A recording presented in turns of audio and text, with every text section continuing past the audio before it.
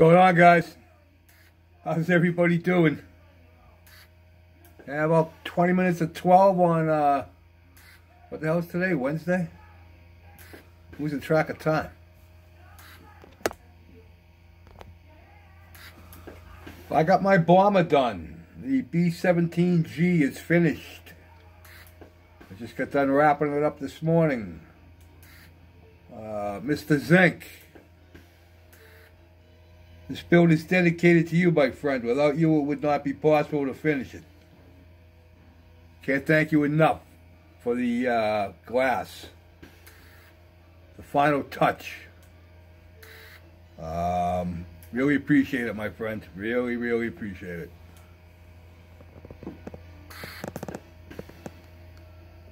So, we'll do a little history and we'll go look at her.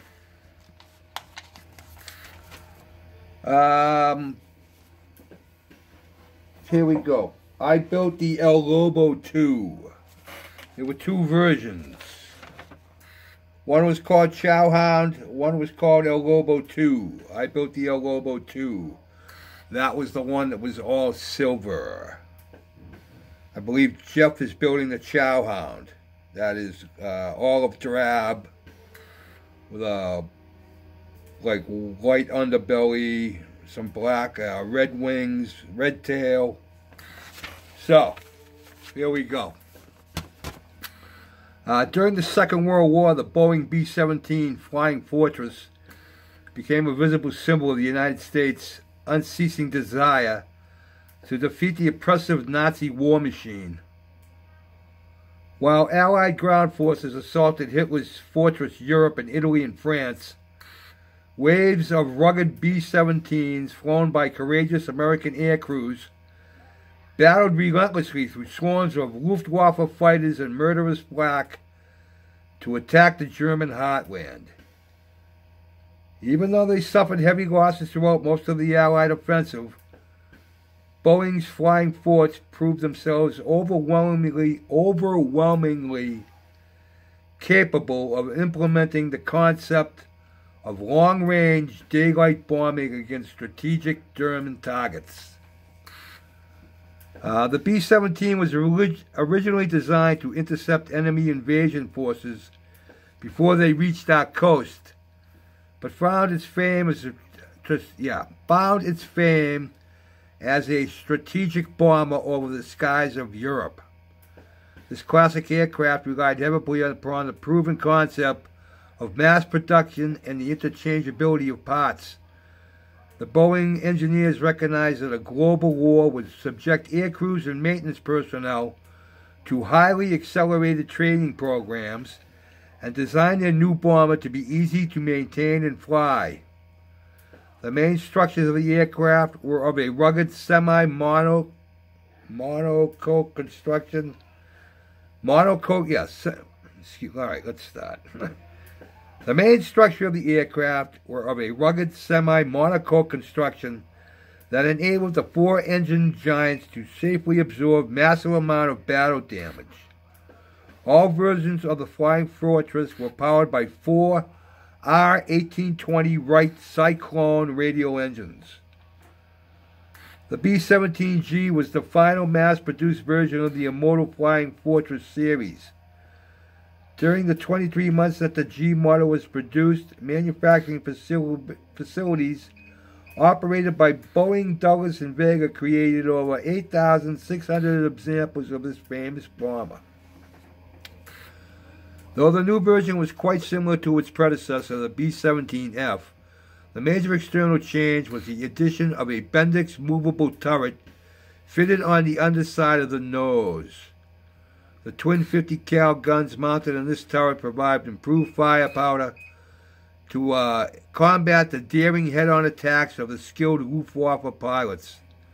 The aircraft was capable of carrying 4,000 pounds of bombs over 1,800 miles at a cruising speed of 170 miles an hour. Throughout the war, the various versions of the B-17 served primarily with the 8th, 12th, and 15th Air Force in the European Theater of Operations. The initial B-17Fs were delivered to 8th Air Force units in Great Britain during September of 1943. These new aircraft were welcome replacements for older models of the B-17 that were lost or damaged during the unceasing strategic air offensive over Germany. The initial B-17Gs to join operational in Europe were finished in the standard Army Air Force camouflage that was prevalent throughout most of the war. As the crushing bombing offensive continued, Allied air superiority negated the need for camouflage, and later versions appeared in a striking natural silver finish, which is how I did mine. The heroic efforts of countless Allied bomber crews destroyed the Nazi threat and immortalized the sturdy B-17. Although untold thousands of these classic aircraft were scrapped at the end of World War II, enough of them have been preserved throughout the world to remind future generations that she was truly a fighting lady. A little history on the one that I built.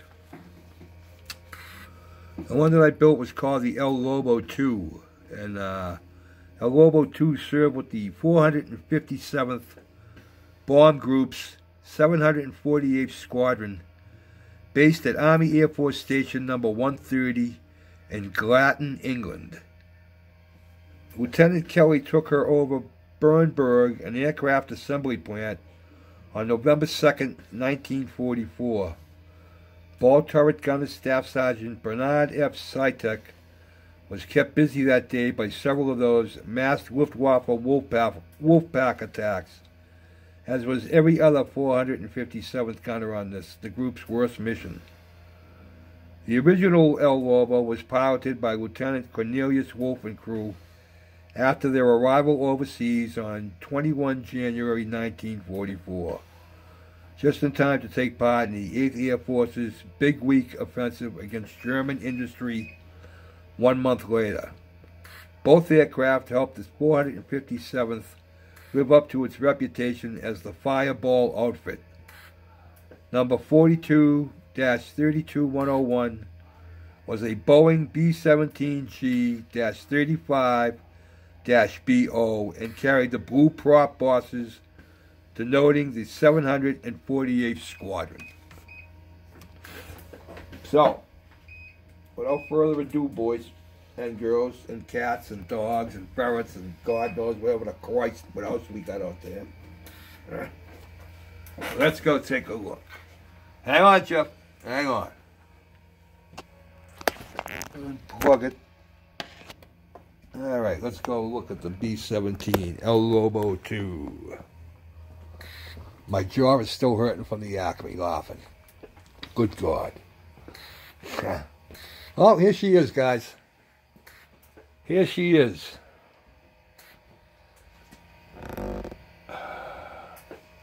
That new nose glass there, Big Z. Appreciate it, brother.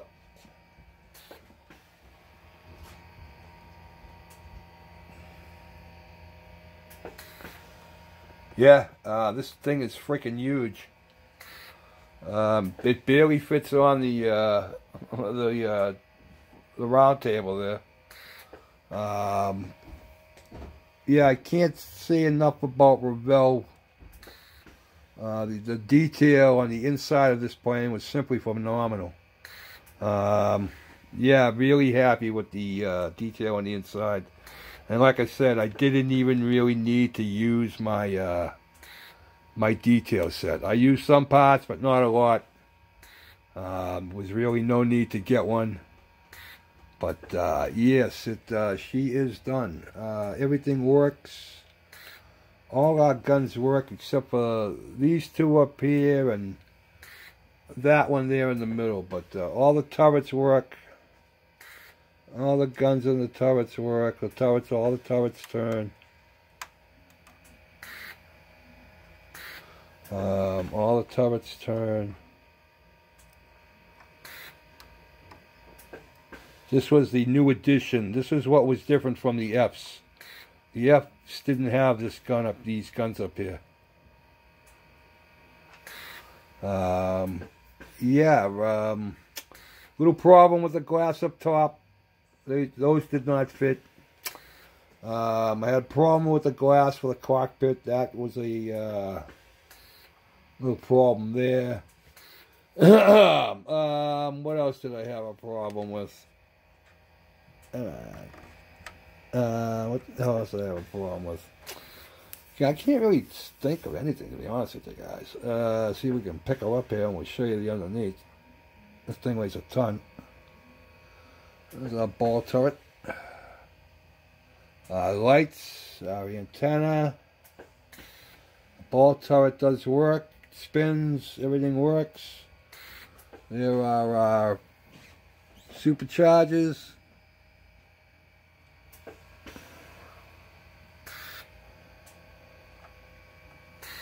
Yeah, I'm very happy how this came out. This is going to make a nice addition out on the museum. I may try to see if I can donate it to a VFW, but I don't know if they'd be willing to take it. So we'll see how that turns out. I may ask. Gotta be one around somewhere. But yeah, great kit. I can't recommend this kit enough. The Revell B-17G. Yeah, painted it with. I painted it with Rust-Oleum. Was it Rust-Oleum? I believe it was Rust-Oleum chrome silver. Banged it with some clear matte. Well, first I gloss coated it so I could put all the decals on, and all the black lines. Those black lines have all been painted on. Those aren't decals.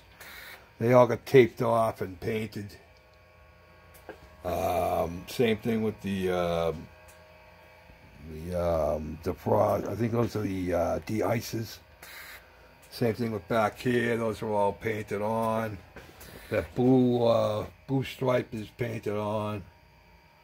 But yeah, the decals are good. No problem with the decals. Yeah, just a cool build. A real cool build. I had fun. Really had fun. My I don't know if you can see, but the guns back here work. These guns back here swivel. Unfortunately, the ones on the back do not. We got our glass in. That's our other side. That gun moves. Got our marking lights on to tell what plane was what. Got our wing lights painted up. Yeah, cool build, guys. I would recommend this kit to anybody. If you're a plane guy and you want a nice B-17G, this is the one. As far as I'm concerned, like I said, the detail on the inside of it is just totally awesome. So, yeah, this video has gone on long enough. Let me know what you guys think, please.